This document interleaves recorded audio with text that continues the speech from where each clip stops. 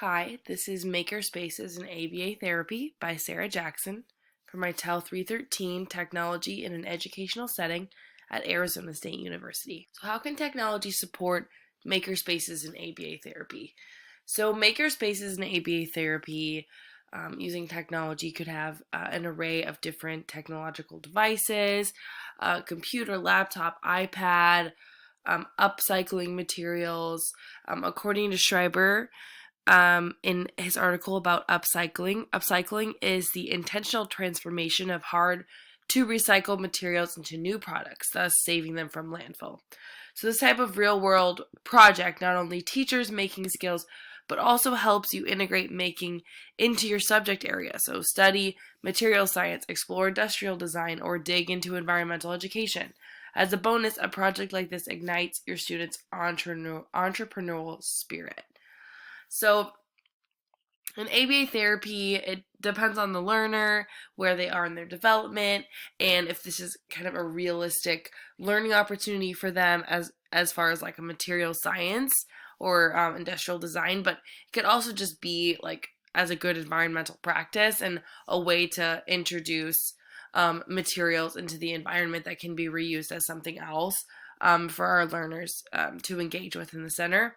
Also a music player, so I thought this could help our learners relax. If we could play like soft, relaxing music depending on the learners and what sounds are good for them in a creative space.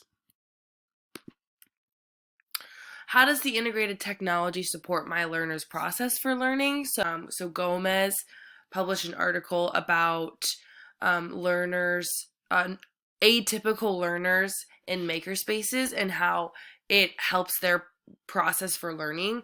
So Gomez highlighted social interaction and that makerspaces encourages learner engagement and allows more opportunities for social interactions.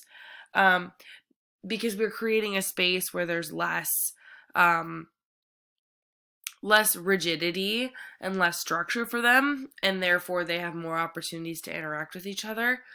So creativity. So creating a space where our learners can express themselves, be creative, and really create something unique that they enjoy. That is a good segue into our next 2 points. So motivation and reinforcement.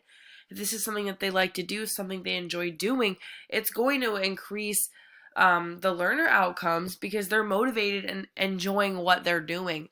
And that can also tie into other types of learning, cognitive, fine motor skills, gross motor skills, depending on what they're doing, what they're building, learning how to use everyday tools. And they'll be learning all of these things while they're motivated and accessing reinforcement. Self-expression. I kind of mentioned it before, but Gomez in his article really had a great point.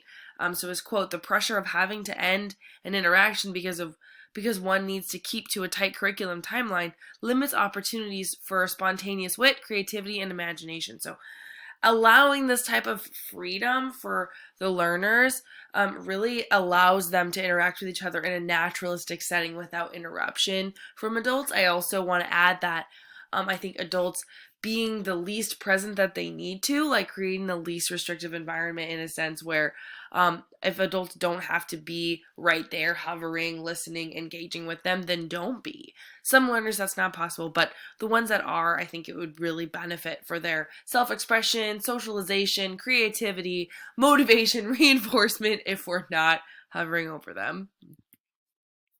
So how does the integrated technology support the learner's evidence and final products of learning?